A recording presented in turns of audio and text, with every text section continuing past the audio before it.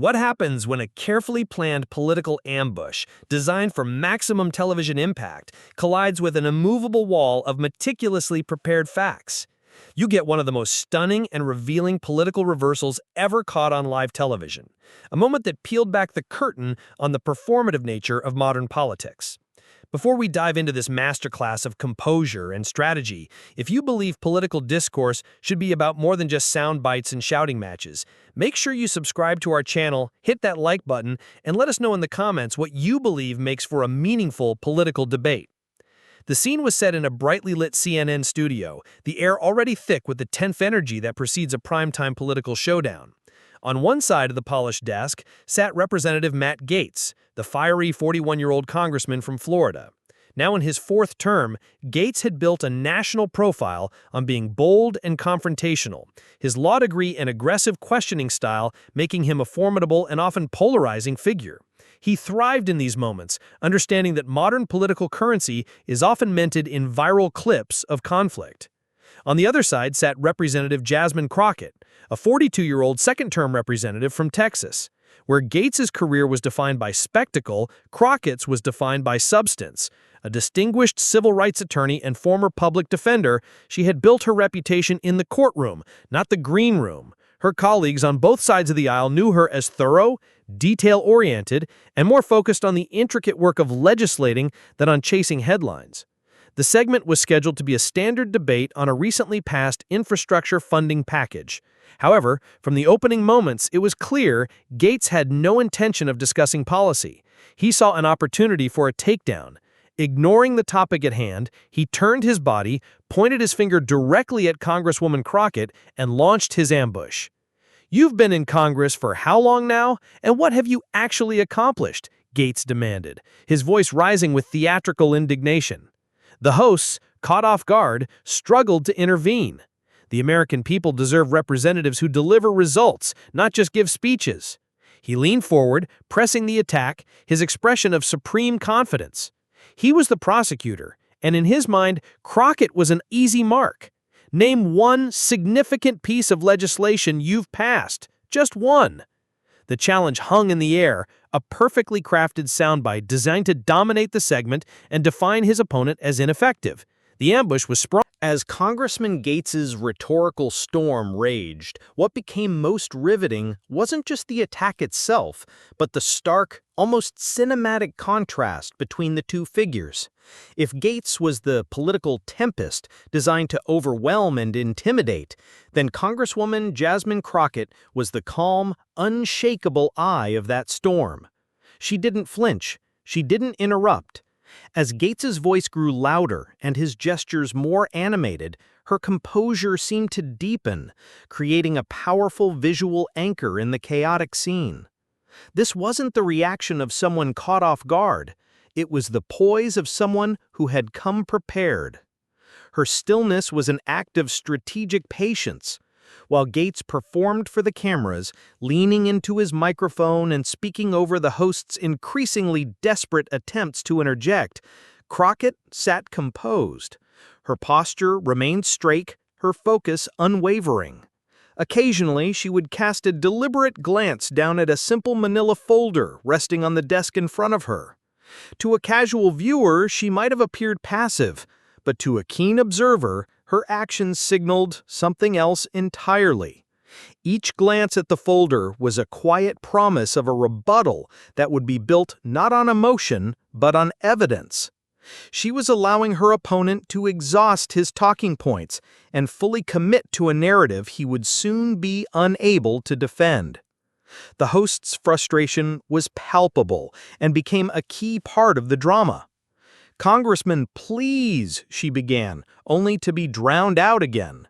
"Congressman, we need to allow—" Her voice was a casualty of Gaetz's filibuster by volume. The tension in the studio tightened with each failed attempt to restore order. Viewers could feel the injustice of the scene, an imbalance deliberately created by one participant to deny the other a voice. Gaetz's confidence swelled as he dominated the airtime, certain he was winning the exchange by sheer force of will. He had created his desired clip, a powerful conservative holding a Democrat accountable. Finally, during a brief pause, a fractional moment when Gaetz stopped to take a breath, the host seized her chance. Her tone was no longer pleading, but firm, cutting through the residual tension with practiced authority. "Congresswoman Crockett," she stated, her voice leaving no room for interruption, "you have 30 seconds to respond before we go to break." The studio fell silent. The clock was now ticking. All the energy, all the aggression that Gaetz had poured into the segment now converged into a single point of focus. Every camera, every viewer, every eye in the studio turned to Jasmine Crockett. The ambush was complete, the challenge had been laid down, and the stage was now hers. 30 seconds. In the hyper-compressed world of cable news, it can feel like an eternity or a fleeting moment, depending entirely on what you choose to do with it. For many in that situation, the instinct might be to launch into a fiery defense, a point-by-point rebuttal of the accusations hurled moments before. But Congresswoman Crockett chose a different path, one that spoke volumes about her approach to governance and her understanding of the power of evidence over emotion. With the host's words still hanging in the air, Crockett deliberately reached for the manila folder that had sat quietly on the desk. It wasn't a dramatic flourish, but a measured, almost serene movement. In that simple act, she signaled that her response wouldn't be a knee-jerk reaction, but a carefully prepared presentation. She opened the folder, the soft rustle of papers cutting through the silence. "Thank you for the opportunity to respond," Crockett began, her voice steady and calm, a stark contrast to the accusatory shouts that had dominated the preceding minutes. There was no hint of defensiveness, no trace of anger, just the professional directness that immediately commanded attention. "I appreciate Congressman Gaetz's concern about legislative accomplishments," she continued, her tone even and devoid of the emotional charge that had characterized Gaetz's delivery. A slight smirk played on Gaetz's lips. He likely anticipated a flustered defense, perhaps some vague claims of work done behind the scenes. He settled back in his chair, a picture of confident dismissal, waiting for the predictable pushback. But that's not what he got. "Since the congressman is interested in specific legislative achievements," Crockett continued, her gaze briefly meeting the camera, "I thought it might be helpful to discuss the Justice System Improvement Act that passed last session." With that, she carefully removed a document from her folder. It appeared to be an official congressional record, complete with highlighted sections and official seals. She positioned it deliberately on the desk, ensuring the camera had a clear view. "This bill," Crockett explained, her voice clear and concise, "which improved resources for public defenders and reformed sentencing guidelines for nonviolent offenses, included 3 key amendments that I authored." She paused for a beat, allowing the information to sink in. This wasn't just talk, it was a tangible piece of legislation with her fingerprints all over it. But the real surprise, the moment that would send shockwaves through the studio and across the internet, was yet to come. Crockett looked directly at the camera, her expression steady and resolute. She said, "What might interest viewers, however," her voice taking on a subtle emphasis, "is that one of those amendments was developed in direct collaboration with Congressman Gaetz's office." The smirk vanished from Gaetz's face, as if it had been physically wiped away. His eyes widened slightly, his confident posture faltering for the first time. The shift in his expression was instantaneous, a visible crack appearing in the facade of unwavering certainty. In that single declarative sentence, backed by the official document displayed for all to see, Jasmine Crockett didn't just defend herself, she landed a counterblow that completely upended the narrative Matt Gaetz so aggressively tried to construct. The ambush had met its match, and the weapon wasn't anger, but irrefutable evidence. A political attack is like a house of cards. It stands only as long as its foundation is unchallenged. With a single piece of evidence, Congresswoman Crockett had just pulled out the cornerstone of Matt Gaetz's argument, and now the entire structure began to wobble. Scrambling to regain his footing, Gaetz leaned forward, his previous confidence replaced with visible concern. I think the Congresswoman is mischaracterizing some staff-level discussions, he asserted, attempting to dismiss the bombshell as procedural minutia, a technicality that didn't change his broader point. It was a classic political maneuver. When confronted with an inconvenient fact, minimize its importance. But Jasmine Crockett had anticipated this. She hadn't come with just one piece of evidence, she had come with a file. Without missing a beat, she calmly held up another document. Her movements were methodical, her demeanor unflappable. She wasn't just refuting his claim, she was dismantling his credibility, piece by piece. I also have here the congressional record from the floor debate, she stated, her voice maintaining its steady, measured cadence. The camera zoomed in on the official paper, where Congressman Gaetz himself spoke in support of the amendment, specifically acknowledging it as a well-crafted bipartisan effort. She let the words sink in before delivering the final, devastating blow. I believe his exact words were that it represented exactly the kind of cooperation Americans deserve from their representatives. The studio was electric. This was no longer a mischaracterization of staff-level talks. This was the congressman's own public praise being used to directly contradict his on-air attack. The host, her eyebrows raised in genuine surprise, turned to Gaetz. "This is certainly an interesting development. Congressman Gaetz, would you like to respond?" Gaetz shifted uncomfortably in his seat. His aggressive forward-leaning posture had diminished, replaced with the defensive crouch of someone caught in a trap of their own making. He stammered a response about the thousands of amendments that moved through Congress, trying to lose this specific damning fact in a forest of legislative procedure. But Crockett wasn't finished. With the precision of a seasoned litigator making her closing argument, she nodded respectfully. "I completely agree that one example doesn't tell the whole story," she conceded, a move that only strengthened her position, which is why she slid a full legislative report across the desk, showing that in the last session alone, my office successfully incorporated 17 amendments into past legislation, 9 of which had Republican co-sponsors, including 2 with Congressman Gaetz's direct support. It was a total demolition. She had not only disproven his specific attack with his own words, but had also obliterated his entire premise that she was an ineffective legislator with a cascade of undeniable data. His narrative had completely collapsed, live and in front of a national audience.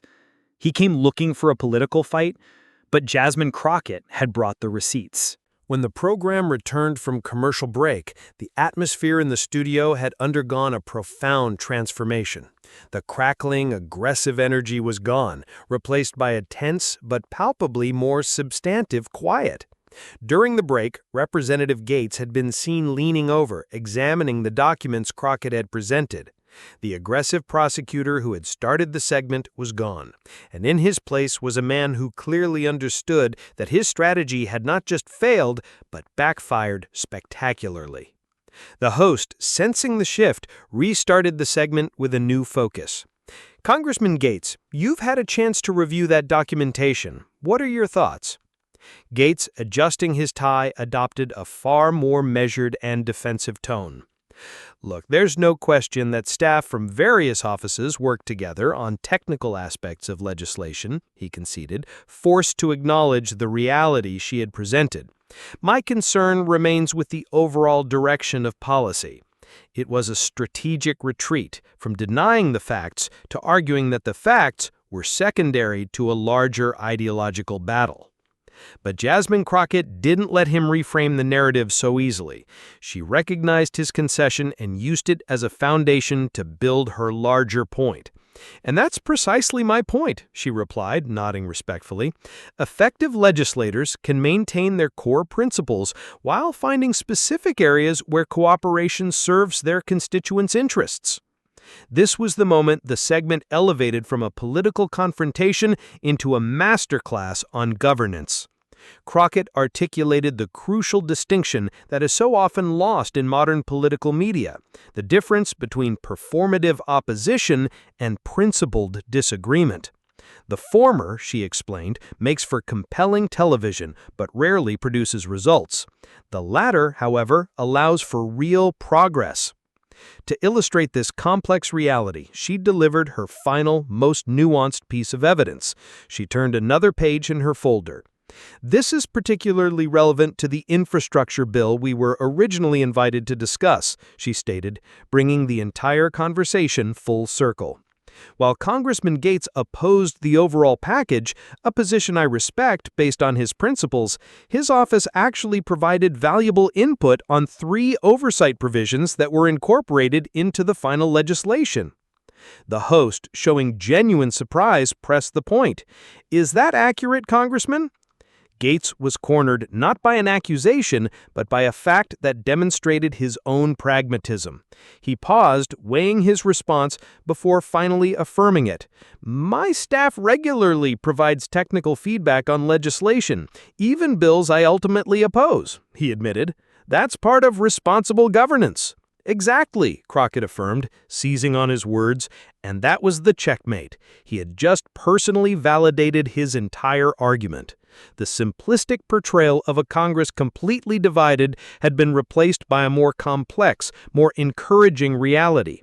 The debate was no longer about whether Jasmine Crockett was an effective legislator. The debate was now about the very nature of representation itself, and she was the one leading the discussion.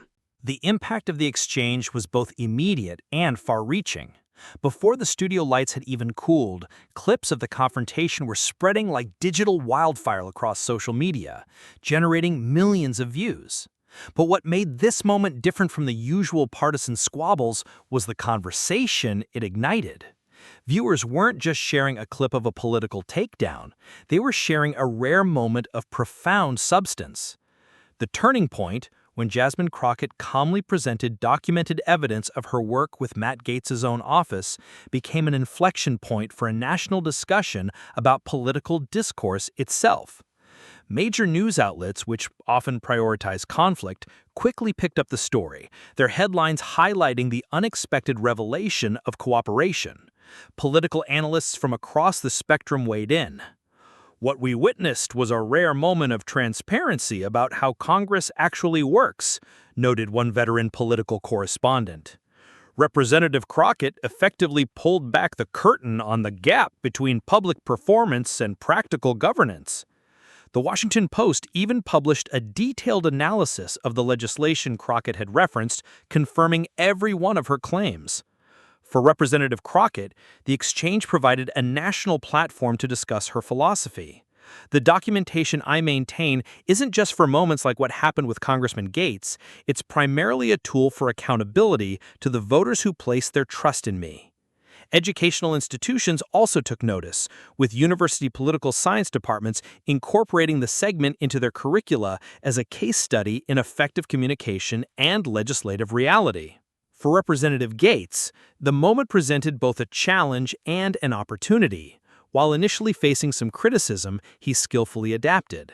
In a thoughtful op-ed, he wrote about the crucial distinction between principled opposition and practical governance, arguing they were complementary aspects of responsible representation.